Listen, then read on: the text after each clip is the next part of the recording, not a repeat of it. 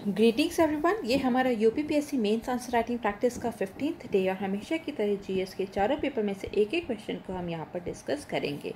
लेकिन लेक्चर शुरू करने के पहले हम आपको बता दें कि यह वीडियो आप study for civil services channel पर देख रहे हैं और अगर आपने इस चैनल को अब तक सब्सक्राइब नहीं किया है तो प्लीज़ इसे ज़रूर से अभी सब्सक्राइब कर लें और सभी नोटिफिकेशंस पाने के लिए आप बेल आइकन पर प्रेस करना ना भूलें। आप चाहें तो हमारे पेड कोर्सेज भी ज़रूर भी ज्वाइन कर सकते हैं। अगर आप यूपीएससी, बीपीएससी, यूपीपीएससी, यूपीएससी या ईपीएफओ के लिए प्रिपेयर करें तो आप हमारे कोर्स ये पेड कोर्सेज ज़रूर से ज्वाइन कर लें। इसमें आपको सभी पीडीएफ दे दी जाएंगी, इसमें आपको पर्सनल गाइडेंस दी जाती है और हमारे जो रेगुलर टेस्ट होते हैं उससे आप अपनी परफॉर्मेंस को भी घर बैठे रेगुलरली इवैल्यूएट कर सकते हैं। और किसी भी अधिक जानकारी के लिए स्क्रीन पर दिए गए इन नंबर पर कॉन्टैक्ट कर सकते हैं। आप हमारा फ्री टेलीग्राम ग्रुप भी ज़रूर से ज्वाइन कर लीजिए, इसमें आपको सभी नोटिफिकेशन दे दी जाती हैं। इसके लिए आपको अपनी डिवाइस पर टेलीग्राम को इंस्टॉल करना है और उस पर स्टडी फॉर सिविल सर्विसेज को सर्च करके उसको ज्वाइन कर लेना है। आप चाहें तो हमें फेसबुक पर कांटेक्ट कर सकते हैं, ट्विटर पे फॉलो कर सकते हैं, इंस्टाग्राम पे फॉलो कर सकते हैं, टेलीग्राम पे कांटेक्ट कर सकते हैं और व्हाट्सएप पे कांटेक्ट कर सकते हैं या फिर आप स्क्रीन पर दिए गए इन नंबर पर कांटेक्ट हमें कर सकते हैं। तो चलिए अब हम आज के क्वेश्चंस को शुरू करेंगे और हमारा सबसे पहला क्वेश्चन जो है वो है पेपर नंबर 1 से और क्वेश्चन है what is permafrost, how does it's थॉइंग affect global climate. Permafrost क्या है, इसका विगलन वैश्विक जलवायु को कैसे प्रभावित करता है। तो जो परमाफ्रॉस्ट है इसको हम लोग जो है वो टेम्परेचर और टाइम से परिभाषित करते हैं। ठीक है कि इसमें क्या है, परमाफ्रॉस्ट एक ऐसी मिट्टी है जो कि 2 साल या उससे अधिक समय के लिए, ठीक है, उससे अधिक समय के लिए जब वो जमी होती है 0 डिग्री या फिर उससे कम तापमान पर, तो हम उसको क्या कहते हैं, हम उसको परमाफ्रॉस्ट कहते हैं। और हाल ही में हमने एक ऐसी एक घटना घटी है रशिया के आर्कटिक रीजन में, वहाँ पे जो एक पावर प्लांट स्थित है नोरिल्स्क में, ठीक है, वहाँ पर लगभग 20,000 टन जो है ऑयल स्पिल हुआ था, वहाँ से जो तेल रिसा हुआ था और जो कि ये जो पूरा जो पावर प्लांट है ये परमाफ्रॉस्ट पर ही बना हुआ था। तो इसका एक जो केवल जो इसका जो कारण निकल के आ रहा है कि इस ऑयल स्पिल का इस घटना का क्या कारण है, तो वो ये है कि जो परमाफ्रॉस्ट जिस पर वो टिका हुआ था उसके पिघलने के कारण से ऐसी घटना घटी है। तो हम देखते हैं कि जो परमाफ्रॉस्ट है वो बहुत ही ज़्यादा पिघल रहा है, इस टाइम वो मेल्ट हो रहा है। तो इसके बहुत सारे कारण हैं और इसका जो हमारा जो ग्लोबल क्लाइमेट है उस पर बहुत ही दुष्प्रभाव पड़ रहा है। तो इसको हम पूरा विस्तार से यहाँ पर चर्चा कर लेंगे। तो ये जो परमाफ्रॉस्ट होता है इसमें रेत होती है, मिट्टी होती है, चट्टानें होती हैं, मृत पौधे होते हैं, जानवर होते हैं और जो माइक्रो ऑर्गेनिज्म होते हैं, सूक्ष्म जीव होते हैं, ये सब सड़ने गलने के पहले ही जो है उसको जो बर्फ़ के अंदर वो जो है वो जम जाते हैं। तो इसीलिए हम कहते हैं कि ये जो पूरा जो परमाफ्रॉस्ट है ये कार्बन में यहाँ पर कार्बन की मात्रा जो है वो बहुत ज़्यादा अधिक होती है। तो इसलिए हम कह सकते हैं कि it consist of sand, soil, rocks, dead plants and animal matters, जिसको कि कौन जोड़े रखता है, जो कि बर्फ़ द्वारा जो है इन सबको जोड़े रखता है। अगर हम नॉर्दर्न हेमिस्फेयर की बात करें, ठीक है, अगर हम नॉर्दर्न हेमिस्फेयर की बात करें तो यहाँ के जो 24% जो भूमि का भाग जो है वो परमाफ्रॉस्ट है और इसका जो अधिकतर जो भाग है वो कहाँ पर है, ग्रीनलैंड में, अलास्का में, रूस में, कनाडा में, साइबेरिया में, यहाँ पर जो है परमाफ्रॉस्ट हमें बहुत ज़्यादा देखने को मिलता है। तो नॉर्दर्न हेमिस्फेयर का 24% हिस्सा जो है वो परमाफ्रॉस्ट, इसमें परमाफ्रॉस्ट की हिस्सेदारी है। और अगर हम पूरे ग्लोब की बात करें, पूरे धरती की बात करें तो पूरी धरती का करीब 22% हिस्सा जो है वो परमाफ्रॉस्ट से है, जो कि जिसमें कि नॉर्दर्न हेमिस्फीयर का जो परमाफ्रॉस्ट है और सदर्न हेमिस्फीयर का जो परमाफ्रॉस्ट है इसमें दोनों ही इंक्लूडेड हैं। ठीक है, तो इसके बाद हम देखते हैं कि ये जो पूरा जो क्लाइमेट चेंज से इसको बहुत ही ज़्यादा खतरा है, जलवायु परिवर्तन से परमाफ्रॉस्ट को बहुत ज़्यादा खतरा है, क्योंकि जैसे जैसे जलवायु परिवर्तन हो रहा है, ग्लोबल वार्मिंग हो रही है, उस तरीके से परमाफ्रॉस्ट जो है वो पिघल रहा है। तो इसलिए इसको जलवायु परिवर्तन से बहुत ही ज़्यादा खतरा है। हाँ, ऐसा माना जा रहा है, जो ऐसे मतलब कि स्टडीज़ हुई हैं, ऐसे शोध हुए हैं जिसमें कि ये कहा जा रहा है कि जो आर्कटिक रीजन जो है वो बहुत ही ज़्यादा तेज़ी से जो है वो गर्म हो रहा है, इंस्टेड ऑफ मतलब कि जितने भी जिस रेट से जो उतना भी और प्लानट का जो हिस्सा जो है वो गर्म हो रहा है उससे दुगनी तेज़ से जो है आर्कटिक रीजन जो है वो ज़्यादा गर्म हो रहा है। और जो नॉर्दर्न हेमिस्फेयर है, ठीक है। जो नदर्न हेमिस्फेयर का परमाफ्रॉस्ट है वो ज़्यादा तेज़ी से मेल्ट हो रहा है in comparison to southern hemisphere, मतलब कि दक्षिणी गोलार्ध के मुकाबले जो है नदर्न हेमिस्फेयर का, उत्तरी गोलार्ध का जो परमाफ्रॉस्ट है वो ज़्यादा तेज़ पिघल रहा है, क्योंकि जो सदर्न हेमिस्फेयर हैं यहाँ पर बहुत सारे जो हैं प्लांट्स जो हैं उनमें जो है वृद्धि देखी गई है, पौधों में वृद्धि देखी गई है, इसलिए जो नदर्न हेमिस्फेयर है वहाँ का जो परमाफ्रॉस्ट है वो ज़्यादा तेज़ी से पिघल रहा है। तो अब हम देखेंगे कि आखिर इसके क्या क्या इम्पैक्ट्स हैं, इसके क्या क्या प्रभाव हैं। तो सबसे पहले हम देखते हैं कि ये जो परमाफ्रॉस्ट है इसमें बहुत ही ज़्यादा कार्बन जो है वो छिपा हुआ है, ह्यूज कार्बन सिंक है, ठीक है। ये कार्बन सिंक, यहाँ पे कार्बन बहुत ही ज़्यादा छुपा हुआ है। ऐसा अनुमान लगाया जा रहा है कि जो आर्कटिक रीजन है, ठीक है, जो आर्कटिक रीजन है इसमें करीब 1400 गीगाटन जो है कार्बन जो है वो छिपा हुआ है, ठीक है। एक 1400 का गीगाटन कार्बन जो है वो आर्कटिक रीजन में छुपा हुआ है। और ऐसा अनुमान लगाया जा रहा है कि अगर 2 डिग्री सेल्सियस जो है अगर टेम्परेचर राइज होता है तो उससे जो पूरे विश्व के 40% परमाफ्रॉस्ट जो है वो पिघल जाएंगे। और अगर 1 डिग्री सेल्सियस जो है अगर टेम्परेचर राइज हो रहा है तो उससे क्या होगा, इससे 39 लाख स्क्वायर किलोमीटर का, ठीक है, इस स्क्वायर किलोमीटर का जो परमाफ्रॉस्ट है वो डिग्रेड होगा। और इससे अगर परमाफ्रॉस्ट जो है वो डिग्रेड होगा तो उससे क्या होगा, उससे जो एटमॉस्फेयर है, हमारा जो पूरे जलवायु है, जो हमारी सराउंडिंग्स है, वो बहुत ही ज़्यादा गर्म होगी, जिससे कि अनुमान लगाया जा रहा है कि जो 60% जो उत्तरी गोलार्ध में जो जितने भी परमाफ्रॉस्ट है वो जो है वो पिघल चुके हैं, और जिससे कि 190 बिलियन टन जो है वो कार्बन जो है वो एटमॉस्फेयर में रिलीज़ हो चुका है। तो हम देखते हैं कि जो इसे जैसे कि परमाफ्रॉस्ट हमने बात की कि जो इसमें कार्बन बहुत ही ज़्यादा छुपा हुआ है, तो अगर परमाफ्रॉस्ट अगर पिघलेगा तो ये कार्बन कहाँ जाएगा, ये कार्बन जो है वापस से जो हमारे एटमॉस्फेयर में आएगा, और जिससे कि हमारा जो एटमॉस्फेयर है वो बहुत ही ज़्यादा गर्म होगा। तो नेक्स्ट अगर हम बात करें तो release of green house gases, ठीक है, इससे बहुत सारी जो है ग्रीन हाउस गैसेस जो हैं वो भी बहुत ज़्यादा रिलीज़ होने का खतरा है परमाफ्रॉस्ट अगर पिघलता है। क्योंकि जब भी आइस जो है वो मेल्ट होती है, जब भी बर्फ़ जो पिघलती है वो अपने पीछे क्या छोड़ता है, वो वाटर और सॉइल को छोड़ता है, ठीक है, वहाँ पे पानी और मिट्टी जो है, सॉइल जो है वो छोड़ता है।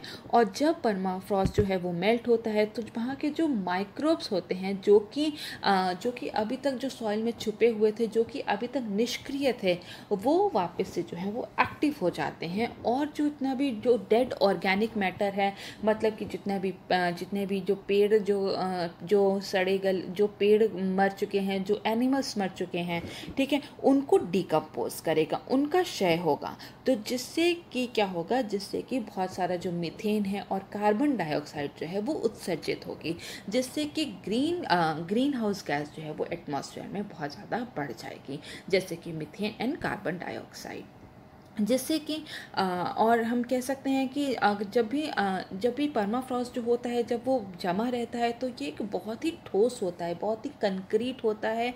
लेकिन जब ये पिघलने लगता है तो उससे क्या होता है, उससे ये अनस्टेबल हो जाता है, पूरी जो मिट्टी होती है यहाँ की ये अनस्टेबल हो जाती है, जिससे कि यहाँ पर बहुत सारे नेचुरल डिज़ास्टर्स आने के भी खतरा रहता है, जैसे कि बाढ़ आने की खतरा रहती है, लैंडस्लाइड्स हो सकता है, भूस्खलन हो सकता है, पॉट होल्स बन सकते हैं। तो ये सब जो नेचुरल डिज़ास्टर्स का भी ये कारण बन सकता है अगर परमाफ्रॉस्ट पिघलता है तो। और जब नेचुरल डिज़ास्टर्स आते हैं तो जिससे कि जो मैन मेड इंफ्रास्ट्रक्चर है उस पर भी बहुत ही ज़्यादा हमें दुष्प्रभाव देखने को मिलता है, जैसे कि रेलवे लाइन्स हैं, रोड्स हैं, बिल्डिंग्स हैं, इन सब पे जो है बहुत ही ज़्यादा हमें नेगेटिव इफेक्ट देखने को मिलेगा।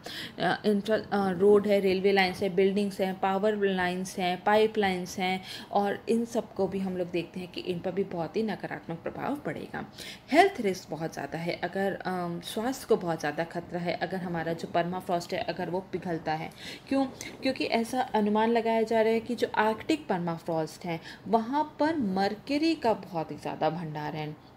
भंडार है। तो और जो मरकरी होता है ये एक न्यूरोटॉक्सिन होता है। और ऐसा अनुमान लगाया जा रहा है कि करीब 15 मिलियन गैलन जो है मरकरी जो है वो परमाफ्रॉस्ट सॉइल में दबा हुआ है। और अगर ये वहाँ से रिलीज़ हुआ, अगर परमाफ्रॉस्ट पिघलने के कारण अगर जो मरकरी है वो रिलीज़ होता है, तो वहाँ से वो क्या होगा, वो वहाँ से पानी में जाएगा, पानी और पानी से पानी में जाएगा, हवा में जाएगा, पानी से जो है वहाँ के जो जितने भी पानी में जीव जंतु रह रहे हैं वो उसको कंज्यूम करेंगे और वापस और इकोसिस्टम में इस तरीके से फैलेगा। और फिर वो हमारे जो है फूड सप्लाईज़ में जो हम लोग फूड कंज्यूम कर रहे हैं उसमें भी मर्करी की मात्रा जो है वो बहुत ज़्यादा बढ़ सकती है। तो इसलिए हम देखते हैं कि इससे हेल्थ रिस्क भी बहुत ही ज़्यादा होता है। और इसके बाद हम देखते हैं कि ये जो जब जब परमाफ्रॉस्ट पिघलता है तो ऐसे बहुत सारे जो एंशियंट बैक्टीरियाज हैं, वायरसेस हैं जो कि उसमें दबे हुए हैं, वो भी और फिर से एक्टिवेट हो जाएंगे, जिससे कि जो मानव है और जितने भी मनुष्य हैं या फिर हम कह सकते हैं जो कि एनिमल्स हैं उनके भी हेल्थ को बहुत ज़्यादा खतरा हो सकता है। तो इसलिए इस स्वास्थ्य के लिए बहुत ही खतरा इससे बढ़ जाएगा। लॉस ऑफ इकोसिस्टम, ठीक है, पारिस्थितिकी तंत्र के लिए बहुत ही ज़्यादा हानि है, क्योंकि जब परमाफ्रॉस्ट पिघलेगा तो वहाँ पे जो लोग रह रहे हैं, वहाँ पे जो जीव जंतु रह रहे हैं, जो एनिमल्स रह रहे हैं, जिस एनवायरनमेंट में उनको वो एनवायरनमेंट नहीं मिल पाएगा। तो उनके जो पेड़ पौधे उस एनवायरनमेंट में रह सकते हैं, जो बहुत ही ज़्यादा ठंडी वाले इलाके के जो पेड़ पौधे हैं वो वहाँ पर जो है वो सर्वाइव नहीं कर पाएंगे। तो जिससे कि हमारा जो पूरा इकोसिस्टम है उसकी भी हमें बहुत ही ज़्यादा हानि देखने को मिलेगी। इसके बाद हम देखते हैं कि चेंज इन विंड पैटर्न, पवन पेटी में भी हमें बदलाव देखने को मिलेगा। मेनली ये कहाँ पे होगा, ये मेनली जो होगा वो पोलर रीजन में होगा। पोलर रीजन की जो विंड्स होती हैं उसका जो पूरा पैटर्न होता है उसमें भी हमें बदलाव देखने को मिलेगा। ये जो परमाफ्रॉस्ट है ये पाया कहाँ जाता है, ये पाया जाता है पोलर रीजन में या फिर जो है ऊंची ऊंची पहाड़ियों पे, ठीक है। जैसे कि अगर हम यहाँ पे बात करें कि अगर लो लैटिट्यूड्स की बात करें, ठीक है, तो लो लैटिट्यूड्स में ऊंची ऊंची जो पहाड़ियाँ होती हैं वहाँ पर परमाफ्रॉस्ट हमें देखने को मिलता है, या फिर हमें पोलर रीजन पे परमाफ्रॉस्ट देखने को मिलता है। तो यहाँ पर जो यहाँ की जो पवन पेटी होती है उसमें भी हमें बदलाव देखने को मिलेगा। लेकिन ऐसा नहीं है कि परमाफ्रॉस्ट के पिघलने से हमें केवल हानि ही हानि है, इससे बहुत सारे हमें फ़ायदे भी हो सकते हैं। जैसे कि हमें इकोसिस्टम को रिवाइव करने में भी मदद कर सकता है, क्योंकि ऐसा देखा गया है कि जो परमाफ्रॉस्ट है उसमें जमे हुए जीवों को जो है उनका उनको पुनर्जीवित भी किया गया है। जैसे कि 2012 में, ठीक है, वर्ष 2012 में रशियन साइंटिस्ट जो थे उन्होंने एक पौधे को जो है उसको दोबारा जीवित किया था, जो कि 30,000 सालों से एक पौधा जो था वहाँ पे जो निष्क्रिय रूप से था उसको उन्होंने पुनः जीवित किया था, जिसका कि नाम था सिलीन स्टेनोफाइला। तो इस तरीके से जो है हम इकोसिस्टम को भी और ज़्यादा बढ़ा सकते हैं, जो डाइवर्सिटी है, बायोडाइवर्सिटी जो है उसको भी और ज़्यादा बढ़ा सकते हैं अगर परमाफ्रॉस्ट जो है अगर वो पिघलता है। इसके साथ साथ जितने भी वायरसेस हैं उन पर हमें रिसर्च करने के लिए और भी ज़्यादा क्षेत्र मिलेगा, और हमें एक जो किस तरीके से पूरा जो एग्जिस्टेंस जो शुरू हुआ था, ह्यूमन एग्जिस्टेंस जो शुरू हुआ था उसको हमें पढ़ने में मदद मिलेगी। तो ये हमने पूरी बात कर ली है परमाफ्रॉस्ट की। इसके बाद हम नेक्स्ट क्वेश्चन पे चलेंगे, और जो कि है पेपर नंबर 2 से। और क्वेश्चन है, briefly discuss the challenges concerning food security in present India, also outline the various steps taken by the government in this direction. हमारा क्वेश्चन है, वर्तमान भारत में खाद्य सुरक्षा से संबंधित चुनौतियों पर संक्षिप्त चर्चा करें, इस दिशा में सरकार द्वारा उठाए गए विभिन्न कदमों को भी रेखांकित करें। तो इसमें सबसे पहले हम समझेंगे कि आखिर फूड सिक्योरिटी या फिर खाद्य सुरक्षा होता क्या है। तो अगर हम बात करें UN committee on food security, मतलब कि संयुक्त राष्ट्र की खाद्य सुरक्षा समिति की, तो उसने जिस तरह से परिभाषित किया है हम एक नज़र उस पर डाल लेंगे। तो यूएन कमेटी ने कहा था कि ये एक ऐसी स्थिति है जिसमें प्रत्येक व्यक्ति के लिए उनके आहार संबंधी ज़रूरत, मतलब कि उनकी जो डाइटरी नीड्स हैं, उनको कौन कौन से न्यूट्रिएंट्स की ज़रूरत है, उससे संबंधित जितनी भी उनकी ज़रूरतें हैं वो पूरी होनी चाहिए। उनकी प्रेफरेंसेस के हिसाब से कि लोग क्या खाते हैं, क्या प्रेफर करते हैं अपने खाने में, तो उसके उनकी प्रेफरेंसेस के हिसाब से जब उनको हर समय पर्याप्त, सुरक्षित और पौष्टिक भोजन उपलब्ध होता है तो हम इसको कहते हैं खाद्य सुरक्षा। और इस पर उनकी शारीरिक, सामाजिक और आर्थिक पहुंच भी होनी ज़रूरी है। तो जब प्रत्येक व्यक्ति की जब हर समय पर्याप्त, सुरक्षित और पौष्टिक भोजन के लिए उनकी जब वहाँ उस भोजन पर आर्थिक रूप से और सामाजिक रूप से अगर उस भोजन को पा पा रहे हैं, अपनी डाइटरी नीड्स को पूरा कर पा रहे हैं अपनी प्रेफरेंसेस के हिसाब से, तो हम उसको कहते हैं फूड सिक्योरिटी। तो इसके अंतर्गत जो है अवेलेबिलिटी, इसके अंदर के जो कंपोनेंट्स हैं वो हम एक बार देखें तो इसके अंतर्गत सबसे पहला जो कंपोनेंट है वो है अवेलेबिलिटी। ठीक है, अवेलेबिलिटी का मतलब है कि जो मार्केट में जो है फूड जो है वो उपलब्ध होना चाहिए, तभी वहाँ पर लोग जाके उसको खरीद पाएंगे। नेक्स्ट क्या है, इसका जो कंपोनेंट है वो है एक्सेस। ठीक है, एक्सेस मतलब लोगों के उसकी पहुंच होनी चाहिए, मतलब कि लोगों के पास उतने परचेजिंग पावर होना चाहिए कि, या उनके पास इतना पर्याप्त धन होना चाहिए, पैसा होना चाहिए कि वो उस भोजन को जो मार्केट में अवेलेबल है उसको खरीद सके। तो उसका एक्सेस और अवेलेबिलिटी दोनों बहुत ही ज़्यादा ज़रूरी है खाद्य सुरक्षा के लिए। इसके बाद हम बात करेंगे कि आखिर भारत की क्या क्या चिंताएं हैं, इंडिया का क्या क्या कंसर्न है फूड सिक्योरिटी को लेके। तो अगर हम देखें तो इंडिया की जो 195 मिलियन पॉपुलेशन है वो अंडर नरिश्ड है, मतलब कि जो इंडिया के जो 195 मिलियन की जो 195 मिलियन पीपल ऐसे हैं जो कि कुपोषित हैं। और हम कह सकते हैं कि भारत जो है उसमें विश्व की 18% जो पॉपुलेशन है, जनसंख्या जो है वो इंडिया में रहती है। और यहाँ के जो 25% लोग हैं, मतलब कि 1/4 लोग जो हैं वो भुखमरी का शिकार हैं। इसके बाद हम बात करेंगे कि अगर ग्लोबल फूड सिक्योरिटी इंडेक्स 2018 की बात करें तो इंडिया की इसमें भी रैंक जो है, इंडिया का जो प्रदर्शन है वो बहुत अच्छा नहीं रहा है। इंडिया की इसमें रैंक है 76, जिसमें कि 113 देशों को इसमें लिया गया था। अगर हम ग्लोबल हंगर इंडेक्स की बात करें तो इंडिया के इसमें जो रैंक है वो है 102nd। तो ये भी, यहाँ पे भी जो इंडिया का प्रदर्शन है वो बहुत अच्छा नहीं है। इसके बाद हम देखेंगे कि जो 1/3 इंडिया के जो बच्चे हैं वो स्टंटेड हैं। ठीक है, वो स्टंटेड हैं। स्टंटेड का मतलब क्या होता है? स्टंटेड का मतलब होता है कि उनकी एज के हिसाब से उनकी जो हाइट है वो उतनी नहीं है।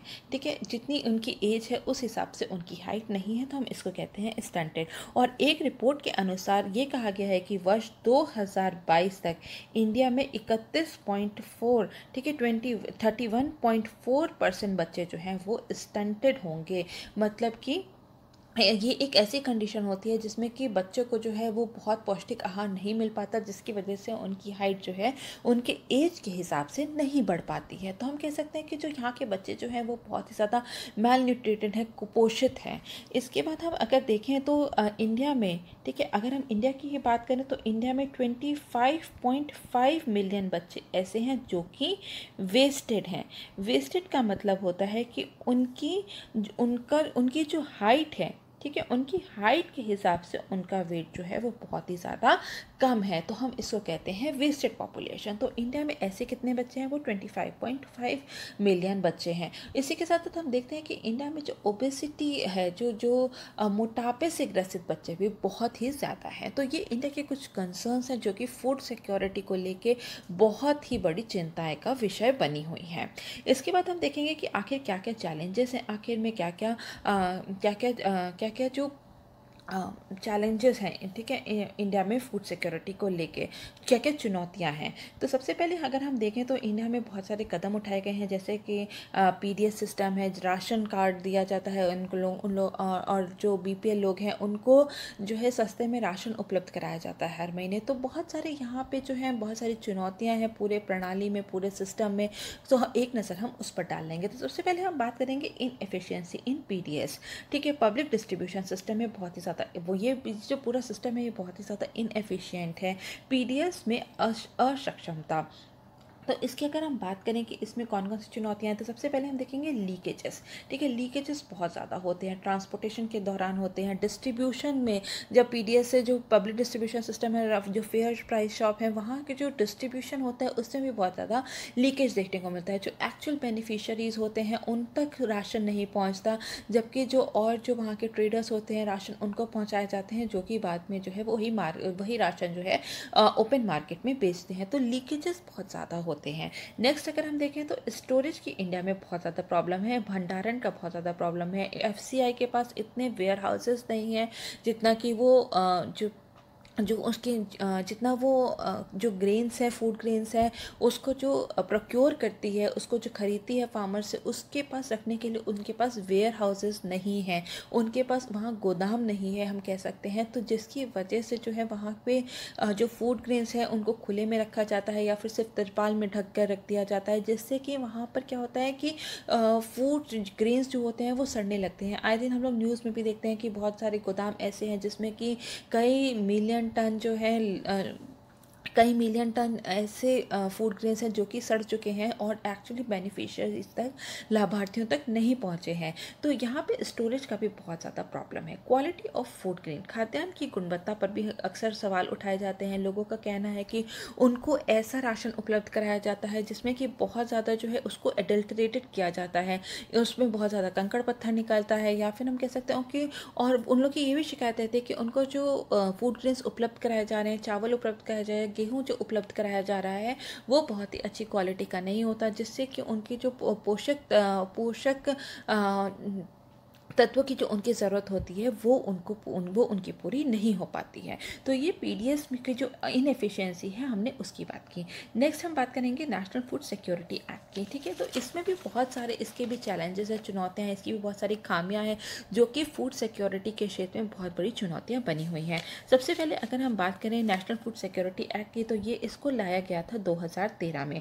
ठीक है, तो ये जो नेशनल फूड सिक्योरिटी एक्ट है, इसमें सबसे पहले क्या है कि इसमें जो यूनिवर्सल राइट टू फूड है, सार्वभौमिक जो फूड है, राइट टू फूड है, फूड का जो अधिकार है वो नहीं दिया गया है। इसमें केवल जो रूरल की जो पॉपुलेशन है उसमें केवल 75% पॉपुलेशन को इंक्लूड किया गया है, और जो अर्बन पॉपुलेशन है उसकी केवल 50% पॉपुलेशन को इंक्लूड किया गया है। तो हम देखते हैं कि टोटल जो है, अगर इसकी हम बात करें तो करीब 67.5% पॉपुलेशन को ही इंडिया के इंक्लूड किया गया है, लेकिन रेस्ट ऑफ द पॉपुलेशन को इंक्लूड नहीं किया गया है। तो ये सबसे बड़ी एनएफएसए की जो है खामी है, ये बहुत ही बड़ी चुनौती बनी हुई है। नेक्स्ट अगर हम बात करें तो जो नेशनल फूड सिक्योरिटी एक्ट है हमारा, ये कहता है कि अगर वॉर, ठीक है, मतलब वॉर में, फ्लड में, अर्थक्वेक में, या फिर कहीं पे आग लग गई है, कहीं पे साइक्लोन आ गया है, मतलब कभी अगर कोई नेचुरल डिज़ास्टर होता है, तो उस कंडीशन में, जबकि बहुत ज़्यादा लोगों को एक्चुअली में खाद्य सुरक्षा की ज़रूरत है,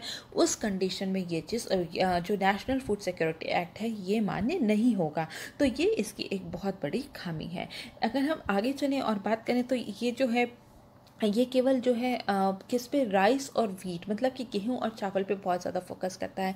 तो इससे जो लोगों के जो पूरी जो बैलेंस डाइट होती है वो नहीं मिल पाती। इसमें पल्सेस को इंक्लूड नहीं किया गया है, दालों को दलहन और तिलहन को इंक्लूड नहीं किया गया है। तो ये भी इसकी एक बहुत बड़ी खामी है। इसके बाद हम देखते हैं आइडेंटिफिकेशन ऑफ बेनिफिशियरीज। ठीक है, ये भी एक बहुत बड़ी चुनौती बनी हुई है। क्योंकि यहाँ पे जो लाभार्थियों की जो पहचान है, ये किसका जिम्मा है? ये जिम्मा है स्टेट गवर्नमेंट का। ठीक है, जो राज्य सरकार होती हैं उनका जिम्मा है, और जो है कई बार स्टेट गवर्नमेंट्स जो होती हैं वो काम ठीक से नहीं करती, जो बेनिफिशियरीज हैं उनको ठीक से नहीं पहचाना जाता। अगर हम कंट्रोलर एंड ऑडिटर जनरल की रिपोर्ट की बात करें 2016 में, तो उन्होंने ये बोला था कि 49% पॉपुलेशन ऐसी है जिनको कि जो एनएफएसए के अंदर जो है, नेशनल फूड सिक्योरिटी एक्ट के अंदर जो है उनको इंक्लूड करना चाहिए, लेकिन उनको इंक्लूड नहीं किया गया है। तो हम यहाँ पे देखते हैं कि ये भी बहुत बड़ी एक चुनौती बना हुआ है कि लाभार्थियों की पहचान किस तरीके से की जाए। रूरल अर्बन माइग्रेशन, ग्रामीण शहरी प्रवास की वजह से भी जो जब जब लोग जो है वो ग्रामीण जो शहर से जो वो गांव जाते हैं वापस, या फिर जब शहर से जब गांव से वो शहर आते हैं, तो वहाँ पर जो माइग्रेंट वर्कर्स होते हैं, जो उनकी क्या होती है, उनकी अपनी नीड्स होती हैं। तो वो बहुत ही ज़्यादा जब माइग्रेंट वर्कर्स हो जाते हैं, बहुत ही ज़्यादा जब माइग्रेशन होता है लोगों का, तो जो वहाँ के जो लोकल रिसोर्सेज है उस पर बहुत ज़्यादा बहुत ज़्यादा प्रेशर होता है, जिसकी वजह से वहाँ की जो रिसोर्सेज हैं वो सभी लोगों के लिए पर्याप्त नहीं हो पाती। उनको हाउसिंग फैसिलिटीज़ अच्छी नहीं मिल पाती, उनको ड्रिंकिंग वाटर ठीक से नहीं मिल पाता, उनकी जो हाइजीनिक कंडीशन जिस तरीके से उनको रहना चाहिए वो नहीं मिल पाता, और साथ साथ उनके जो फूड सिक्योरिटी है या खाद्य सुरक्षा है उस पर भी उसको भी सुनिश्चित करने में बहुत ही ज़्यादा मुश्किल होती है। तो इसलिए जो माइग्रेशन है ये भी बहुत बड़ी चुनौती बना हुआ है। नेक्स्ट हम बात करेंगे मानसून फेड एग्रीकल्चर की, कृषि का मानसून पर निर्भर होना। जैसा कि हम जानते हैं कि इंडिया में जो इरिगेटेड लैंड है वो बहुत ही ज़्यादा कम है, और जो यहाँ का जो कृषि है, जैसे कि इंडिया एक कृषि प्रधान देश है, और यहाँ का जो पूरा कृषि क्षेत्र है वो किस पे निर्भर करता है, वो निर्भर करता है यहाँ के मानसून पर। लेकिन अगर मानसून अच्छा नहीं हुआ तो यहाँ की जो है फसल बहुत ज़्यादा ख़राब हो जाती है, जिससे कि खाद्य सुरक्षा को सुनिश्चित कर पाना बहुत ही ज़्यादा मुश्किल है। नेक्स्ट हम बात करेंगे लो एग्रीकल्चरल एक्ट प्रोडक्टिविटी की, मतलब कि जो इंडिया में जो उत्पादकता है, जो कृषि का जो उत्पादन है, उसकी जो उत्पादकता है, जो भी हम फूड ग्रेन्स उगा रहे हैं उसकी जो उत्पादकता है, प्रोडक्टिविटी है, वो बहुत ही ज़्यादा कम है। अगर हम फॉरेन कंट्रीज से अगर हम कंपैरिजन करें तो यहाँ की प्रोडक्टिविटी जो है वो बहुत ही ज़्यादा कम है। इंडिया की पॉपुलेशन तो बहुत ज़्यादा है, लेकिन यहाँ पे प्रोडक्टिविटी जो है वो बहुत ही ज़्यादा कम है। तो लोगों को पर्याप्त भोजन पहुंचाने में, उनको न्यूट्रिशियस फूड पहुंचाने के लिए ये बहुत ज़्यादा इसमें बहुत ज़्यादा चैलेंज है। इसके बाद हम बात करेंगे हिडन हंगर की या फिर प्रच्छन्न भूख की।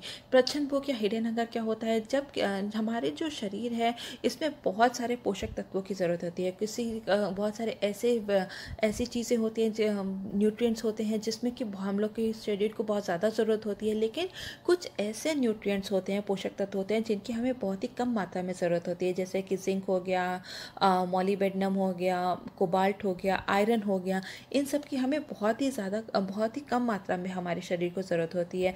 और जब ये जो माइक्रो न्यूट्रिएंट्स होते हैं या फिर विटामिन्स होते हैं, मिनरल्स होते हैं, जब इनकी कमी हमारे शरीर को होती है तो हम उसको कहते हैं हिडन हंगर। तो इंडिया में देखा गया है कि बहुत ज़्यादा हिडन हंगर की भी प्रॉब्लम है। जैसा कि हम जानते हैं कि हमने बहुत जगह पढ़ा है कि जो 50% ऑफ जो इंडिया की वो जो वुमेन है उनमें जो है आयरन की डेफिशिएंसी है, ठीक है। उनमें जो है जो लोहे की उनकी जो मात्रा होती है, जो उनके शरीर में जितने भी लोहे की ज़रूरत होती है, आयरन की जो मात्रा की ज़रूरत होती है, वो उनकी पूरी नहीं हो पाती। तो इस तरीके से हम देखते हैं कि इंडिया में हिडन हंगर भी बहुत ज़्यादा हाई है।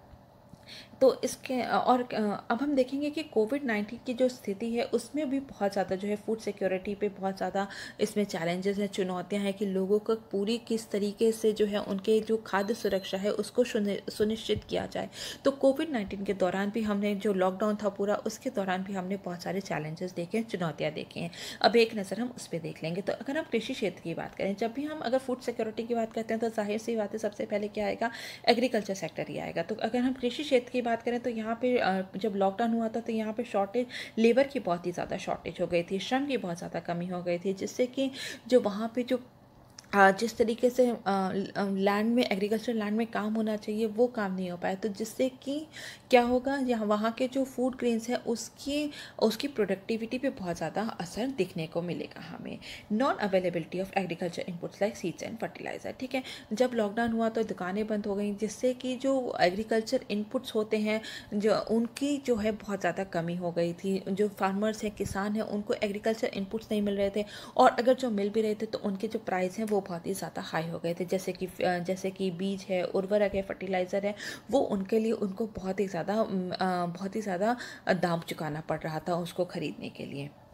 नेक्स्ट हम देखते हैं स्टॉपेज ऑफ ट्रांसपोर्ट नेटवर्क, ठीक है। नेटवर्क जो है पूरा, जब ट्रांसपोर्टेशन जो है वो पूरा जब ठप पड़ गया तो फूड की सप्लाई भी नहीं हो पा रही थी, तो जगह जगह फूड को पहुंचाने में बहुत ज़्यादा दिक्कतें थी। तो यहाँ पे हम जैसे कि देखते हैं जो माइग्रेंट वर्कर्स थे, जब एक जगह से दूसरे स्थान गए तो उनके पास खाने के लिए बहुत ज़्यादा सामान नहीं था। तो इस वजह से जो है, क्योंकि वहाँ पे जो फूड सप्लाईज थी वो बहुत ही डिसरप्टेड हो गई थी। इसके बाद हम देखते हैं पेरिशेबल आइटम्स, ठीक है, ख़राब होने वाली वस्तुएं जितनी भी हम जैसे कि जानते हैं कि जो कृषि जो प्रोडक्ट जो फार्म प्रोड्यूस होते हैं वो क्या होते हैं, वो मोस्टली जो है पेरिशेबल आइटम्स है, जैसे फ्रूट्स हो गए और भी बहुत सारे पेरिशेबल आइटम्स होते हैं जो कि बहुत जल्दी सड़ने गलने लगते हैं। तो उनके लिए जब ट्रांसपोर्टेशन पूरा स्टॉप हो गया तो उसकी वजह से भी जो है लोगों तक वो जो माल जो है वो नहीं पहुंचा पा रहे थे।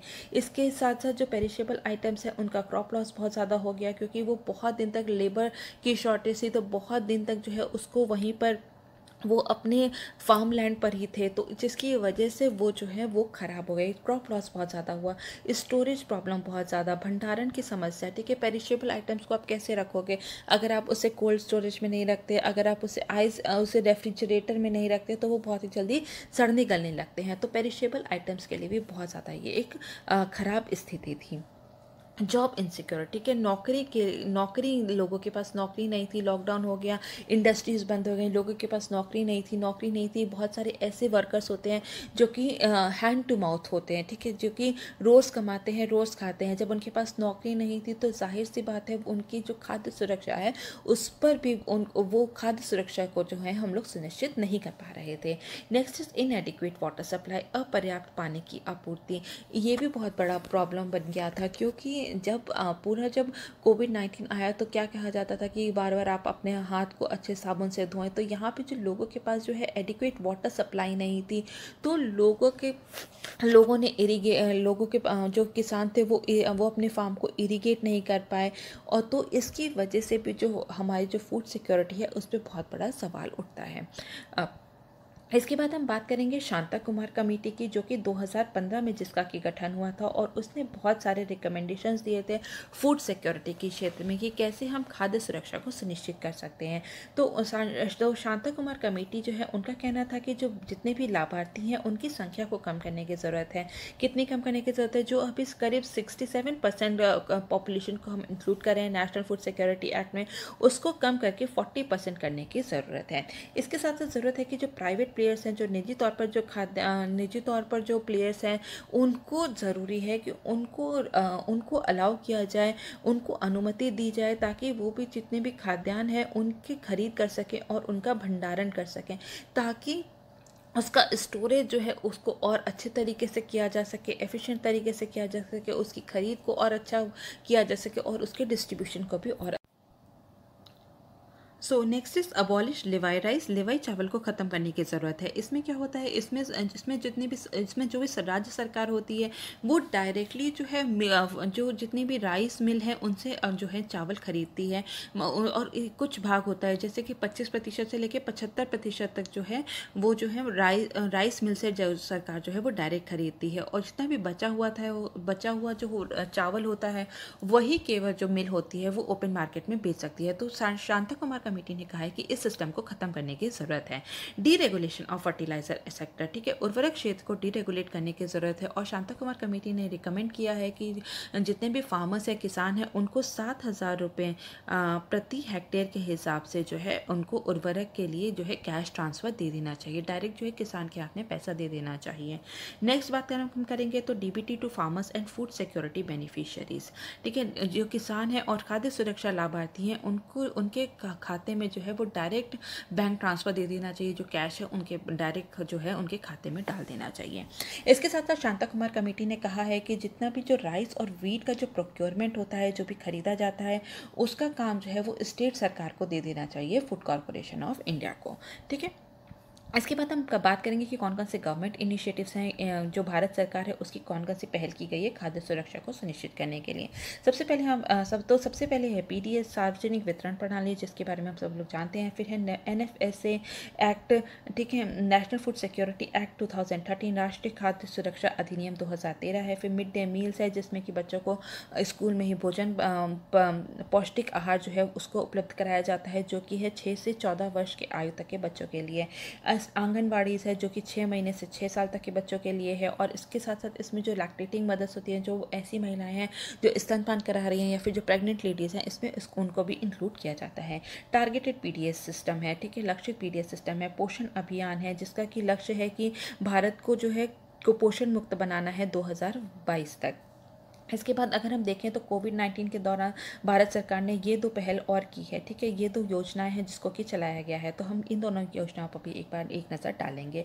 सबसे पहले क्या है, पीएम गरीब कल्याण अन्न योजना, ठीक है? इसमें इसको मार्च में इसको लॉन्च किया, ठीक है? सॉरी, इसको मार्च में लॉन्च किया गया था और इसके अंतर्गत करीब 80 करोड़ पीपल ऐसे हैं, ठीक है? 80 करोड़ लोग ऐसे हैं जिनको कि मुफ्त में उनको राशन उपलब्ध कराया जाएगा। कितना राशन उपलब्ध कराया जाएगा? उनको 5 किलोग्राम, ठीक है, राइस, चावल या फिर व्हीट, जो भी वो प्रेफर करते हैं, ठीक है, पर पर्सन, ठीक है, ये पर पर्सन के हिसाब से, प्लस 1 किलो दाल, ठीक है, 1 किलो पल्सेस पर फैमिली, ये उपलब्ध कराने की बात की गई है, ठीक है, इसके अंतर्गत।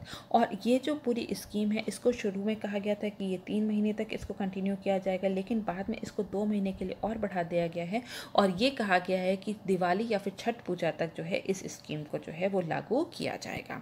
नेक्स्ट हम बात करेंगे पीएम गरीब कल्याण रोजगार योजना, ठीक है, प्रधानमंत्री गरीब कल्याण रोजगार योजना। जैसा कि हम लोग जानते हैं कि जो अगर लोगों के पास रोजगार होगा तो वो अपना जो है खाद्य सामग्री है वो खुद ही से खरीद पाएंगे, तो जिसकी वजह से अगर लोगों के पास जॉब नहीं होगी तो उनके जो फूड सिक्योरिटी है वो अपनी वो जो ज़रूरत है, पौष्टिक आहार की जो ज़रूरत है, अपनी जो खाद्य सामग्री की उनको जो ज़रूरत है वो उसको पूरा नहीं कर पाएंगे, तो इसलिए लोगों को रोज़गार देना भी बहुत ज़्यादा ज़रूरी है।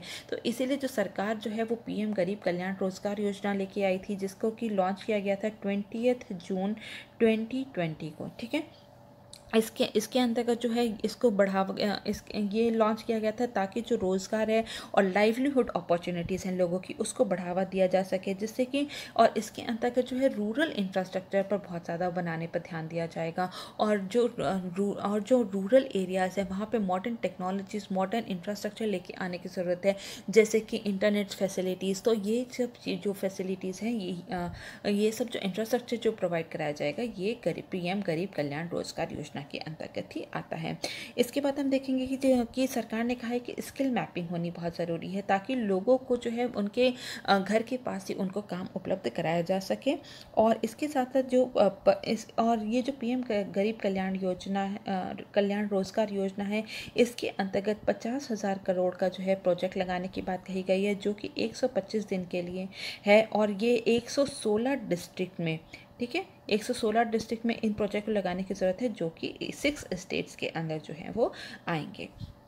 तो ये कुछ स्कीम्स हैं जो कि भारत सरकार द्वारा चलाई गई हैं ताकि फूड सिक्योरिटी को इंश्योर किया जा सके। इसके बाद हम देखेंगे कि वे फॉरवर्ड, ठीक है, आगे क्या क्या किया जा सकता है। जैसे कि हम बात करते हैं कि one nation one ration card जो है, इसमें कोई भी जो है इस से ज़रूर जो है इसको मान्यता देनी चाहिए। इसको ये जो पूरी स्कीम है one nation one ration card जो है, इसमें बिल्कुल भी हमें इसमें कोताही नहीं बरतनी चाहिए और इसमें हम लोग कहीं पे भी लैग करते हैं तो लोगों को जो फूड सिक्योरिटी है उस पर बहुत ही ज़्यादा हम लोग पूरा सुनिश्चित नहीं कर पाएंगे। फूड फोर्टिफिकेशन की ज़रूरत है। फूड फोर्टिफिकेशन होता है जब जो पौधे होते हैं, जो फूड ट्रेन्स होते हैं, उसमें माइक्रो न्यूट्रिएंट्स को जो है ऐड किया जाता है, तो हम उसको कहते हैं food fortification.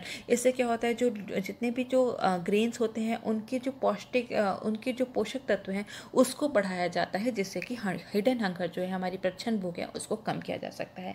Private Mandi should be promoted, ठीक है, जो निजी मंडी हैं उनको बढ़ावा देना चाहिए ताकि जो एपीएमसी जो है उनके कंपटीशन में जो है प्राइवेट मंडीज़ को लेके आना चाहिए, जिसमें कि मॉडर्न टेक्नोलॉजीज़, मॉडर्न इंफ्रास्ट्रक्चर जो है वो मौजूद हो। ट्रांसपेरेंसी होनी चाहिए, पारदर्शिता होनी चाहिए कि कैसे फूड को प्रोक्योर किया जा रहा है, कितना डिस्ट्रीब्यूशन हुआ है, किस किस को डिस्ट्रीब्यूशन हुआ है, बायोमेट्रिक के तरीके से आधार से लिंक किया गया है। तो इसके लिए जो है पारदर्शिता लानी जो है बहुत ज़्यादा ज़रूरत है। एम्प्लॉयमेंट प्रोवाइड कराना बहुत ज़रूरी है, क्योंकि लोगों के पास रोज़गार होगा तो उनकी फूड सिक्योरिटी को सुनिश्चित किया जा सकता है। एक्सपेंशन ऑफ फूड बास्केट, भोजन की टोकरी का जो है उसको विस्तार करना चाहिए। जो अभी केवल राइस और वीट यहाँ तक सीमित है, तो इसके अंतर्गत जो है तिलहन और दलहन को भी इंक्लूड करने की ज़रूरत है। ऑयल सीड्स प्रोवाइड कराने की ज़रूरत है, पल्सेस प्रोवाइड कराने की सर्वेलेंस सिस्टम, एक जांच सिस्टम होनी चाहिए कि कैसे जो जितने भी माइग्रेंट वर्कर्स हैं जब वो एक स्थान से दूसरे स्थान जा रहे हैं तो वहाँ पर उनको तो उनके जो जब वो वहाँ गए तो वहाँ के पे उनको कहीं पे भी राशन कार्ड जो उनका जहाँ पे भी होल्ड कर रहे हैं तो उनको अपनी जहाँ पे वो माइग्रेट करके गए हैं तो वहाँ पर उनको उस राशन कार्ड पे उनको फूड उपलब्ध कराया जा रहा है कि नहीं। तो एनजीओज़ को इन्वॉल्व करके एक पूरा सर्वेलेंस सिस्टम को सेटअप करने की ज़रूरत है, जिससे कि ये देखा जा सके लोगों को जो है उनकी जो खाने की जो ज़रूरत है उसको पूरा किया जा रहा है कि नहीं। इसके बाद एग्रीकल्चर सेक्टर और जो इसके जो संबंधित क्षेत्र हैं उनको बढ़ावा देने की ज़रूरत है। तभी हम लोग अगर हम लोग कृषि से क्षेत्र को अगर हम बढ़ावा नहीं देते, उससे जो संबंधित क्षेत्र हैं उसको बढ़ावा नहीं देते, हमें उसको तो जो है हम खाद्य सुरक्षा को जो है सुनिश्चित नहीं कर सकते। तो इसलिए हमें देखना है कि जो जितने भी फार्मर्स हैं, किसान हैं, उनके पास सही टाइम पर जो है उनके पास पर्याप्त जो है उनको लोन प्रोवाइड किया जा सके, उनको सीड टाइम पर मिले, जो सीड्स हैं, बीज हैं, उनको वो टाइम पर प्रोवाइड किया जा सके, उनको फर्टिलाइज़र्स जो हैं वो टाइम पर प्रोवाइड किया जा सके। तो इस तरीके जो हम एलाइड सेक्टर्स हैं और जो कृषि क्षेत्र हैं उसको हमें सपोर्ट करना बहुत ही ज़्यादा ज़रूरी है। ठीक है, तो ये हमने पूरी बात कर ली सेकंड क्वेश्चन की, और अब हम मूव करेंगे थर्ड क्वेश्चन की तरफ, और जो कि है पेपर नंबर 3 से। तो क्वेश्चन है, what are the key features of MG NREGA. ठीक है, Mahatma Gandhi national rural employment guarantee act and also suggest reforms needed in providing rural livelihood during कोविड-19 पैंडेमिक। मनरेगा की प्रमुख विशेषताएं क्या हैं? कोविड-19 महामारी के दौरान ग्रामीण आजीविका प्रदान करने में मनरेगा में आवश्यक सुधारों का भी सुझाव दें। ठीक है, तो अब हम इस क्वेश्चन को पूरा डिस्कस कर लेंगे।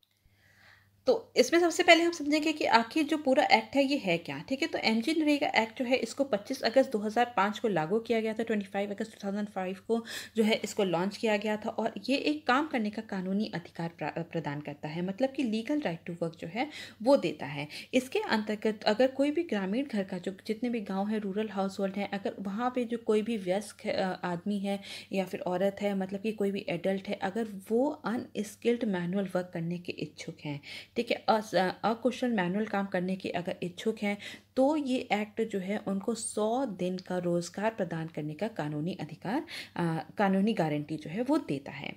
और इसके अंतर्गत जो जितनी भी जो मजदूरी उनको दी जाएगी, जो भी वेजेस दिए जाएंगे, वो किसके तहत दिए जाएंगे? वो दिए जाएंगे न्यूनतम मजदूरी अधिनियम 1948 के तहत, मतलब कि मिनिमम वेजेस एक्ट 1948 के तहत जो है उनको मिनिमम वेज जो है इसमें प्रदान किया जाएगा, उनको दिया जाएगा उनके काम के बदले। इसमें यह भी कहा गया है कि जितने भी लाभार्थी होंगे उसमें 1/3, ठीक है, 1/3 जो है वो महिलाएं होनी बहुत ही ज़्यादा ज़रूरी हैं, जितनी भी लाभार्थी हैं।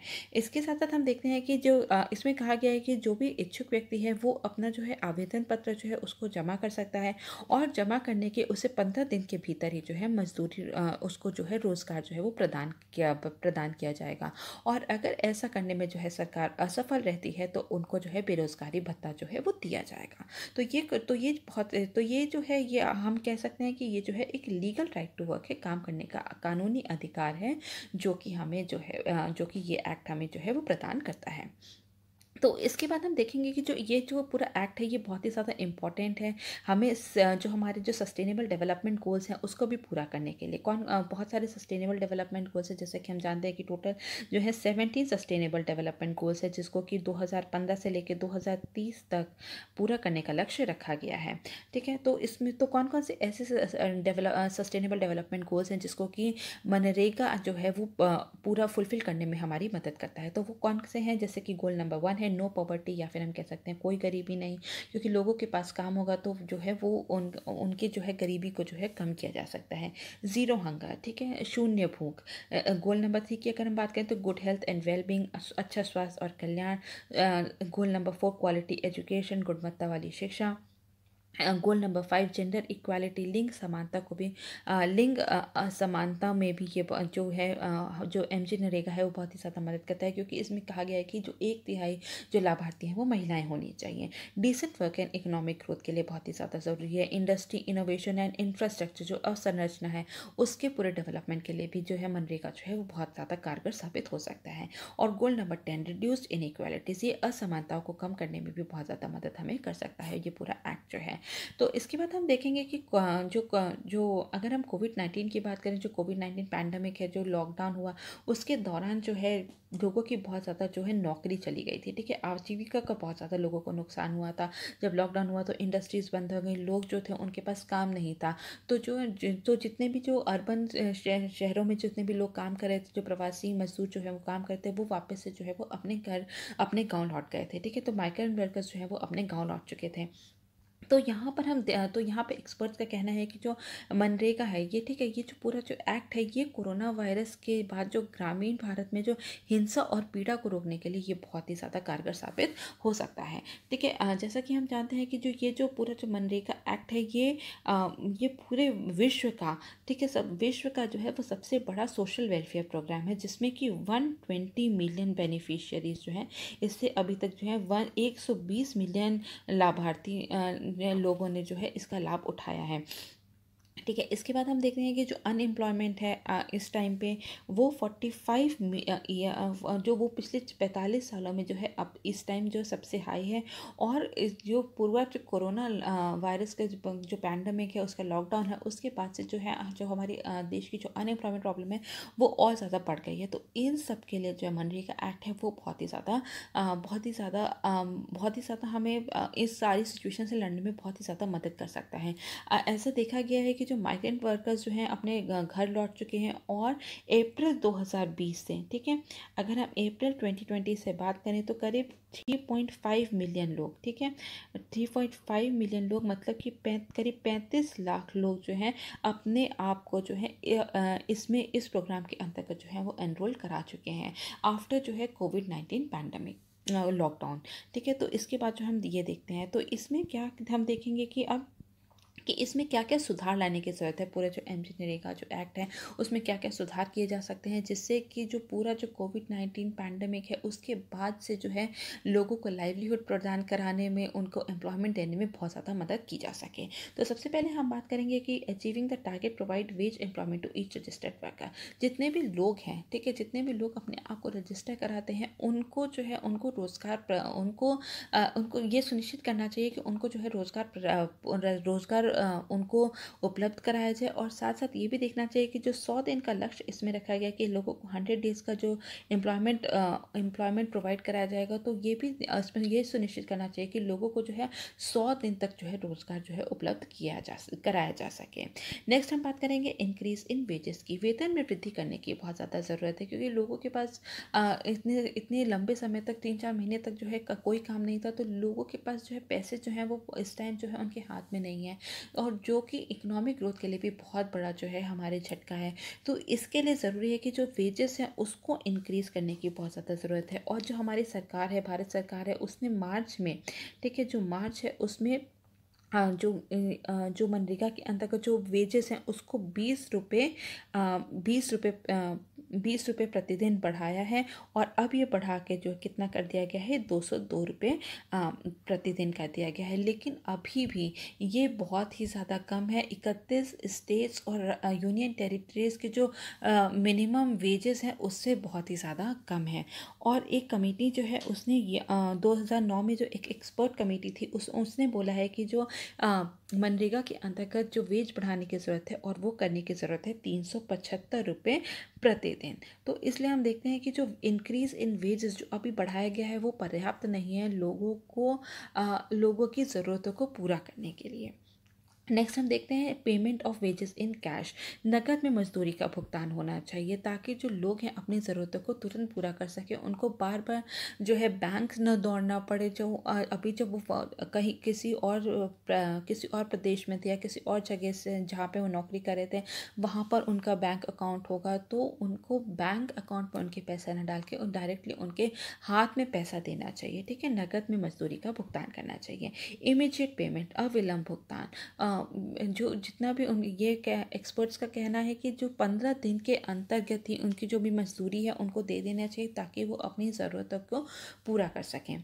एक्सपैंड कवरेज का विस्तार करना बहुत ही ज़रूरी है। ऐसा कहा जा रहा है कि इसके अंतर्गत जो है अभी तो इसमें ये है कि अनस्किल्ड लेबर को इंक्लूड किया गया है, लेकिन इसको एक्सपैंड करने की ज़रूरत है। इसमें ज़रूरी है कि स्किल्ड लेबर को भी इंक्लूड किया जा सके। जैसे कि हमने बात की थी उसमें पीछे जो हमने बात की थी पीएम रोजगार प्रधानमंत्री गरीब कल्याण रोजगार योजना में, जिसके में कि स्किल मैपिंग पर भी बहुत ज़्यादा जोर दिया गया है। तो स्किल्ड वर्कर को, स्किल्ड लेबर को भी इसमें इंक्लूड करना चाहिए। जैसे कि फार्मर्स हो गए, उनकी फार्मिंग एक्टिविटीज़ हैं उनको भी इसमें इंक्लूड करना चाहिए। इसके साथ इसका जो कवरेज है उसको और एक्सपेंड करके, जो अभी तक है कि किसी भी एक व्यक्ति को अभी तक रोज़गार मुहैया कराया जाएगा किसी पर फैमिली में, तो इसको बढ़ाकर करना चाहिए कि जितने भी लोग इसमें रजिस्टर करते हैं उनको जो है रोज़गार देना चाहिए। इसके साथ साथ जो वुमेन फार्मर्स जो हैं उनको भी इसके अंतर्गत और ज़्यादा लेकर आना चाहिए। वुमेन का पार्टिसिपेशन को और ज़्यादा बढ़ाने की ज़रूरत है। और ये जो अभी जो 100 दिन का जो रोज़गार जो है उसको पूरा करने की बात की जा रही है, उसको देने की बात की जा रही है। इसको भी बढ़ा के 200 दिन तक करने की बात 200 दिन तक करनी चाहिए। ठीक है, increase guarantee days of work. ठीक है, इसको एक्सपर्ट्स का कहना है कि जो 100 दिन है अभी उसको 200 दिन करने की ज़रूरत है। Issue job cards immediately, job card को तुरंत जारी करना चाहिए ताकि लोगों को जल्दी से जल्दी जो है वो काम उपलब्ध कराया जा सके। Linking of MNREGA with other government scheme, सरकार की जो अन्य योजना है उसको मनरेगा के साथ जोड़ देना चाहिए। जैसे कि स्वच्छ भारत मिशन है, जिसके अंदर की टॉयलेट्स बनाए जा रहे हैं, सड़कें बनानी है। तो इस तरीके से जो गवर्नमेंट की जो डिफरेंट स्कीम्स हैं उसको मनरेगा के साथ जोड़ देना चाहिए ताकि लोगों को जो है रोज़गार जो है उपलब्ध कराया जा सके। More power to local bodies, जो स्थानीय निकाय हैं उनको अधिक शक्ति देनी चाहिए, जिससे कि वहाँ के जो लोकल बॉडीज़ हैं वो वहाँ की ज़रूरतों को समझते हैं और वहाँ पर जितने भी प्रोजेक्ट्स हैं उसको जल्दी से जल्दी उस पर काम करके लोगों को जो है रोज़गार उपलब्ध करा सकते हैं। ठीक है। और जो हमारे जो फाइनेंस मिनिस्टर हैं उन्होंने बोला है कि जो पूरा जो मनरेगा है उसके लिए इन्होंने 40,000 करोड़ रुपए जो हैं उसको एक्स्ट्रा जो है उसके लिए जो है एलोकेट किया है। लेकिन इसमें से क्या है, इसमें से जो 11,500 करोड़ रुपए जो है वो प्रीवियस ड्यूज हैं।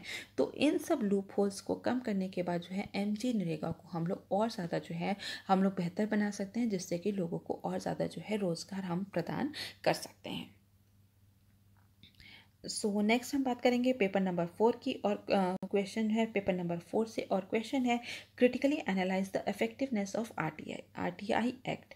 आरटीआई मतलब राइट टू इन्फॉर्मेशन, ठीक है, राइट टू इन्फॉर्मेशन एक्ट जो है उसके अधिनियम की प्रभावशीलता का गंभीर रूप से विश्लेषण करें। तो हम इस क्वेश्चन को पूरा देख लेंगे। तो इसमें सबसे पहले हम लोग बात करेंगे कि आखिर आरटीआई होता क्या है। ठीक है, तो जो राइट टू इंफॉर्मेशन एक्ट है इसको 2005 में लाया गया था, मतलब कि 2005 में लेके आया गया था। और इसके अंतर्गत ठीक है कोई भी जो एक नागरिक जो है वो दो इश्यूज से रिलेटेड, मतलब कि सुरक्षा और नेशनल सिक्योरिटी और डिफेंस को छोड़ के अगर कोई भी जो इन्फॉर्मेशन है वो गवर्नमेंट अथॉरिटी से मांग सकता है। ठीक है, a citizen can demand any information from government body except for the information pertain to national security and defence. ठीक है, तो इन दोनों को छोड़ के, नेशनल सिक्योरिटी एंड डिफेंस को छोड़ के, एक नागरिक जो है वो किसी भी कोई भी संबंधित सूचना जो है गवर्नमेंट अथॉरिटी की उसको जो है उसकी मांग कर सकता है। और जो भी गवर्नमेंट अथॉरिटी होती है उनको 30 दिन का समय दिया जाता है उस पर जवाब देने के लिए।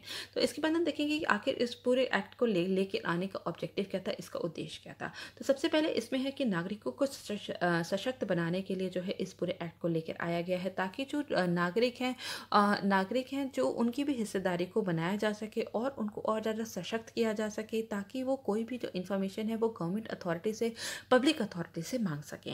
ये पारदर्शी और जब जो पूरी जो गवर्नमेंट की जो कार्य प्रणाली है, सरकार की जो पूरी कार्य प्रणाली है उसको और ज़्यादा पारदर्शी करने के लिए और उनकी जो गवर्नमेंट ऑफिसर्स हैं उनकी जवाबदेही को सुनिश्चित करने के लिए इस एक्ट को लेकर आया गया था। भ्रष्टाचार को रोकने के लिए बहुत ही ज़्यादा कारगर साबित हो सकता है आरटीआई एक्ट। ठीक है, एस्टैब्लिश ट्रू डेमोक्रेसी, सच्चे लोकतंत्र की स्थापना करने के लिए भी इसको लाया गया था, क्योंकि इसमें पीपल्स पार्टिसिपेशन बहुत ज़्यादा होता है। जो लोग होते हैं वो बहुत ही जागरूक होते हैं, अपने राइट को लेकर बहुत ही ज़्यादा जागरूक होते हैं कि अगर उन्हें कहीं पे भी लगता है कि कोई डिस्क्रिपेंसी है या फिर उनको लगता है कि कुछ गड़बड़ी कहीं पे गवर्नमेंट सरकार के काम में की जा रही है, तो वो वहाँ पे इंफॉर्मेशन जो है वो मांग सकते हैं। तो यहाँ पे लोगों को बहुत ज़्यादा सशक्त किया गया है और उनकी जो हिस्सेदारी है पूरी पॉलिसी मेकिंग में, डिसीजन मेकिंग में, उसको भी बढ़ाया गया है, जिससे कि जो हमारी जो सच्ची डेमोक्रेसी है उसको हम स्थापित कर सकते हैं। इसके बाद हम देखेंगे कि आखिर इसकी इम्पोर्टेंस क्या है। आजकल आज तक जो है आरटीआई की क्या क्या इंपॉर्टेंस रही है, इसके क्या क्या महत्व रहे हैं। तो अगर हम देखें तो जो पूरे जो गवर्नमेंट रिकॉर्ड जो सरकारी रिकॉर्ड है उसको सार्वजनिक जांच के लिए संभव किया है कि कोई भी व्यक्ति जो है वो कोई भी रिपोर्ट है अगर वो पब्लिक रिकॉर्ड के लिए है, अगर वो पब्लिक अथॉरिटी से या गवर्नमेंट अथॉरिटी से मांग रहा है और वो पब्लिक रिकॉर्ड के लिए अगर वो नेशनल सिक्योरिटी या फिर डिफेंस से रिलेटेड नहीं है, तो उसकी जो पूरे रिकॉर्ड है वो जो है कोई भी व्यक्ति उसकी डिमांड कर सकता है और उसको रीचेक कर सकता है। तो यहाँ पर जो है गवर्नमेंट का जो रिकॉर्ड है पूरा उसको जो है बहुत ही ज़्यादा उसने खोला है पब्लिक स्क्रूटनी के लिए। इसके बाद हम देखेंगे कि जो अभी तक जो जो गवर्नमेंट ऑफिशियल्स होते थे, सरकारी कर्मचारी होते थे, सरकारी अफसर होते थे, वो क्या होते थे, वो किस तरह से काम करते थे, वो बहुत ही जो अपने काम में है वो बहुत ही ज़्यादा गोपनीयता बना के रखते थे। लेकिन इस एक्ट के आने के बाद ठीक है, अब वो लोग क्या करते हैं, वो जितनी भी जानकारी होती है जो कि लोगों तक पहुँचानी चाहिए उसको जो जानकारी को जो है वो साझा करते हैं। तो उनके जो पूरा काम करने का रवैया है उसको इस आरटीआई एक्ट ने बहुत हद तक बदला है। वेलफेयर ऑफ द सोसाइटी, समाज का कल्याण करता है आरटीआई, क्योंकि उनको पता है कि जितने भी गवर्नमेंट ऑफिशियल्स हैं कि अगर काम में कहीं पे भी गड़बड़ी पाई गई तो उनसे जो है आरटीआई फाइल करके उनसे जवाब मांगा जा सकता है।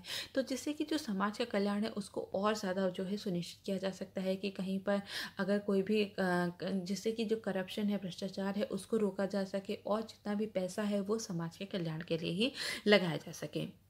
Improve decision making by government authority, सरकारी प्राधिकरण द्वारा निर्णय लेने में सुधार करता है, क्योंकि अब जो जितने भी गवर्नमेंट ऑफिशियल्स हैं, ब्यूरोक्रेट्स हैं, उनको पता है कि उनसे किसी भी मुद्दे पर जो है आरटीआई फाइल करके जो है उनसे कोई भी जवाब मांगा जा सकता है। तो इससे जब भी वो पॉलिसी कोई भी बनाते हैं तो वो बहुत ही ज़्यादा जो है बहुत ही ज़्यादा ये सुनिश्चित करते हैं कि इसमें कोई भी गड़बड़ी ना हो और ये जो समाज का कल्याण है उसके लिए ही की जा सके। आरटीआई एक्ट के द्वारा जो बहुत सारे स्कैम्स हैं, बहुत सारे जो घोटाले हैं उसको भी बहुत ज़्यादा उजागर किया है, जैसे कि 2G घोटाला है, कॉमनवेल्थ घोटाला है, आदर्श हाउसिंग सोसाइटी घोटाला है। इन सब का भी खुलासा जो है आरटीआई एक्ट के द्वारा ही किया गया था। तो ये हमारे को देखते हैं कि बहुत ज़्यादा आरटीआई एक्ट जो है वो बहुत ही ज़्यादा महत्व रखता है। इसके बाद हम देखेंगे कि आखिर इसमें कौन कौन से चैलेंजेस हैं, क्या क्या चुनौतियां हैं इस एक्ट की। तो सबसे पहले हम देखेंगे कि हाई पेंडेंसी रेट, उच्च लंबित दर, ठीक है। बहुत ज़्यादा जो है केसेस जो है बहुत ही ज़्यादा जो है लंबे समय तक जो है वो पेंडिंग रहते हैं, जिससे कि जो बहुत सारे जो है फाइल्स हैं बहुत ही ज़्यादा पाइलअप हो गई हैं वहाँ पर। और जो लोगों की जो शिकायतें हैं वो दूर करने में जिसमें बहुत ज़्यादा समय लगता है। Miss use of RTI, RTI का दुरुपयोग बहुत ज़्यादा होता है, क्योंकि इसमें जो लोकस स्टैंडाई का जो पूरा जो प्रिंसिपल है वो यहाँ पर जो है वो यहाँ पर स्टैंड नहीं करता है। इसकी वजह से जो है कोई भी जो है लोग जो है इरिस्पॉन्सिबल इन्फॉर्मेशन जो है वो सीख करते हैं, कोई भी आके कोई भी इन्फॉर्मेशन सीख कर रहा है, तो जिससे कि पूरा जो आरटीआई है, राइट टू इन्फॉर्मेशन एक्ट है, उसका मिसयूज़ दुरुपयोग बहुत ही ज़्यादा होता है। Sometimes irrelevant information is provided, कभी कभी ये देखा गया है कि जो भी इन्फॉर्मेशन मांगी जाती है आरटीआई फाइल करके, उसका जब जो कंसर्न्ड डिपार्टमेंट या अथॉरिटी होती है, गवर्नमेंट अथॉरिटी, वो सीधी सीधी जो उनसे इंफॉर्मेशन जो है वो प्रोवाइड नहीं कराती। जो एक्चुअली में रेलेवेंट इंफॉर्मेशन है वो उनको जो है आरटीआई एक्टिविस्ट को जो है वो प्रोवाइड नहीं कराती हैं। लो पब्लिक लिटरेसी एंड अवेयरनेस, जो लोगों में जो है कम साक्षरता दर बहुत कम है इंडिया में, लोगों के बीच में जागरूकता नहीं है आरटीआई को लेके। ऐसी मैं एक ग्रुप में देख रही थी कि बहुत सारे जिन्होंने 2018 का यूपीपीएससी मेंस दिया था, उनको अपनी कॉपी देखनी है 2018 की, लेकिन वो फिर भी बाबा ग्रुप में पूछ रहे थे कि आरटीआई को किस तरीके से फाइल करें, कहाँ पर फाइल करें। तो लोगों में अवेयरनेस नहीं है कि किस तरीके से आरटीआई को फाइल करना है, क्या क्या प्रोसेस है। तो यहाँ पर उन लोग की जो साक्षरता है और जागरूकता है उसको बढ़ाने की बहुत ज़्यादा ज़रूरत है। डिले इन पॉलिसी मेकिंग, नीति बनाने में बहुत ज़्यादा देरी होती है क्योंकि जो ब्यूरोक्रेट्स हैं उनको पता है कि कभी भी उनसे आरटीआई फाइल करके कोई भी जानकारी हासिल की जा सकती है।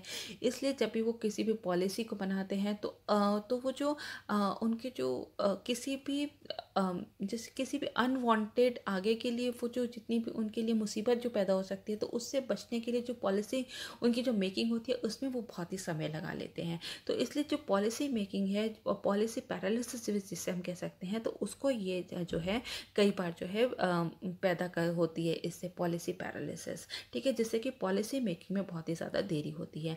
वैकेंसीज इन इंफॉर्मेशन कमीशन, सूचना आयोग में रिक्तियाँ। ठीक है, सूचना आयोग में जो है लोगों की बहुत ज़्यादा कमी है जिससे कि जो उतनी भी बैकलॉग जितनी भी केसेस हैं वो बहुत ही ज़्यादा पाइलअप हो गए हैं, जितने भी केसेस हैं बहुत ज़्यादा पेंडिंग हो गए हैं। और जितने भी फील्ड ऑफिसर्स पे जो काम जाके जो फील्ड में जाके जो ऑफिसर्स काम करते थे और जगह जगह से जानकारी इकट्ठी करते थे वो नहीं कर पाते। तो इस वजह से जो वहाँ का जो काम होता है वो बहुत ही ज़्यादा सफ़र कर रहा है। टूथलेस बॉडी है ये। ठीक है, यहाँ पे पूरी जो इंफॉर्मेशन कमीशन है यहाँ पे अगर कोई भी जितनी भी पब्लिक अथॉरिटी है वो उनको एक एडवाइजरी दे सकता है कि आप इस तरह से काम करिए, लेकिन अगर वो उनकी एडवाइजरी को नहीं मानते तो ये उनके अगेंस्ट कोई भी एक्शन नहीं ले सकते हैं इंफॉर्मेशन कमीशन। तो ये एक टूथलेस बॉडी है। Official secrecy act 1923। ठीक है, आधिकारिक गोपनीयता अधिनियम 1923 जो है ये भी काम करने में बहुत ज़्यादा जो है बहुत ज़्यादा जो है हैम्पर करता है। क्यों? क्योंकि यहाँ पे जो कई बार जो है पब्लिक अथॉरिटी ये कह के जो है आरटीआई को वो दरकिनार कर देती है कि ये जो है ये एक सीक्रेसी एक्ट के अंतर्गत आता है, ये एक गोपनीयता हमें इस बुंदे पे बनानी है, इसकी वजह से हम जो भी जानकारी है वो साझा नहीं कर सकते हैं। तो ये ऑफिशियल सीक्रेसी एक्ट जो है ये भी बहुत ज़्यादा एक मुद्दा बना हुआ है। नेक्स्ट हम देखेंगे आरटीआई अमेंडमेंट एक्ट जो कि 2019 में लेके आया गया था। ये भी बहुत ज़्यादा जो है बहुत बड़ा एक चुनौती है पूरी आरटीआई एक्ट के लिए, क्योंकि इसके अंतर्गत ये कहा गया था कि जितनी भी जो इंफॉर्मेशन कमिश्नर्स हैं उनकी जो टर्म्स एंड सर्विस की उनकी जो सर्विस कंडीशंस हैं, टर्म्स ऑफ सर्विस है, वो कौन डिसाइड करेगा? वो सेंट्रल गवर्नमेंट डिसाइड करेगी, जिसकी वजह से जो सीआईसी है, चीफ इंफॉर्मेशन कमिश्नर है, उसकी जो ऑटोनॉमी है, उसकी जो स्वायत्ता है उसको बाधित करता है। ठीक है, तो ये बहुत सारे चैलेंजेस हैं जो कि आरटीआई एक्ट को लेकर हैं। तो इसके लिए क्या क्या आगे किया जा सकता है, वे फॉरवर्ड क्या है, एक नज़र हम उस पर डालेंगे। तो सबसे पहले हम बात करेंगे कि जो second ARC second administrative reform commission की जो रिकमेंडेशन थी उसने कहा था कि जो ऑफिस सिक्रेसी एक्ट है इसको निरस्त करने की ज़रूरत है, ताकि हर कोई भी जितनी भी पब्लिक अथॉरिटी की जितनी भी जानकारी है उसको साझा किया जा सके। जैसे कि अभी हाल ही में जो एक पीएम केयर फंड के लिए जो है एक आरटीआई फाइल की गई थी। ठीक है, पीएम केयर्स फंड जो अभी हाल ही में जिसको बनाया गया था उसके अगेंस्ट एक आरटीआई फाइल की गई थी, जिसको कि इंफॉर्मेशन देने के लिए जो है मना कर दिया गया था, ये कह के कि जो पीएम केयर्स फंड है ये एक पब्लिक अथॉरिटी नहीं है और इसलिए इसकी कोई भी जानकारी जो है वो साझा नहीं की जा सकती। तो इसलिए ऑफिस सिक्रेसी एक्ट जो है इसको जो है निरस्त करने की सिफारिश की थी सेकेंड एआरसी कमीशन ने। ईजी अवेलेबिलिटी ऑफ इंफॉर्मेशन, जानकारी की आसान उपलब्धता होनी चाहिए। जितनी भी जो भी पब्लिक अथॉरिटी की जो भी जानकारी साझा करनी चाहिए वो ज़रूरी है कि एक वेबसाइट हो और जिस पे कि सारे इन्फॉर्मेशन जो हैं वो उपलब्ध हों। तभी जो है जो आरटीआई के जो केसेस हैं वो बहुत ही ज़्यादा कम हो पाएंगे जब लोगों के पास इन्फॉर्मेशन होगी सारी, उनके पास वेबसाइट पे एक जगह पे कोई भी जो क्रॉस चेक कर सकता है। तो उसकी वजह से जो आरटीआई फाइल्स जो होते हैं, आरटीआई केसेस जो फाइल होते हैं उसमें बहुत ज़्यादा कमी आएगी और लोग जो है वहीं से वेबसाइट से ही इन्फॉर्मेशन जो है उसको सीख कर सकते हैं। अवॉइड डुप्लीकेट केसेस, कई बार होता है कि एक ही मुद्दे पर जो है कई सारी आरटीआई फाइल हो जाती है, तो ऐसी समानार्थ केस से जो है उससे बचना चाहिए। इंक्रीज पब्लिक अवेयरनेस, जन जागरूकता को बढ़ाना चाहिए। इनको प्रिंट मीडिया के थ्रू, इलेक्ट्रॉनिक मीडिया के थ्रू, न्यूज़ चैनल के थ्रू, रेडियो के थ्रू जो है उनमें लोगों के बीच जो है जागरूकता फैलानी चाहिए कि जो उनके अधिकार क्या है, सूचना का अधिकार उनका क्या है। और जितना भी जब उनको सूचना दी जाए तो ज़रूरी है कि जो भी ग्रामीण इलाके हैं वहाँ पे उनकी जो है लोकल लैंग्वेज जो है उसमें उनको जो है सूचना दी जाए, ताकि उनको आसानी से समझ आए और उनको और ज़्यादा उनके बीच जो है जागरूकता फैलाई जा सके। Next is punishing non serious information seekers. ठीक है, गैर गंभीर जानकारी चाहने वालों को दंडित करना चाहिए। कुछ एक्टिविस्ट ऐसे होते हैं जो कि सिर्फ अपने नाम के लिए जो है आरटीआई को फाइल करते रहते हैं। तो जो ऐसे नॉन सीरियस जो आरटीआई एक्टिविस्ट होते हैं या फिर जो आरटीआई जो इन्फॉर्मेशन सीख कर रहे हैं, उनको पनिश करने की बहुत ज़्यादा ज़रूरत है। जब तक क्योंकि यहाँ पे लोगों को, एक डेमोक्रेसी में लोगों को सशक्त करना बहुत ज़्यादा ज़रूरी है।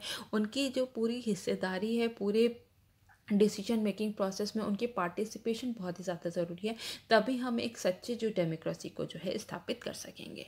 ठीक है, सो दैट इज़ ऑल। ये भी हमने लास्ट क्वेश्चन भी पेपर 4 से भी क्वेश्चन को डिस्कस कर लिया है। So that is all for now. Thank you so very much.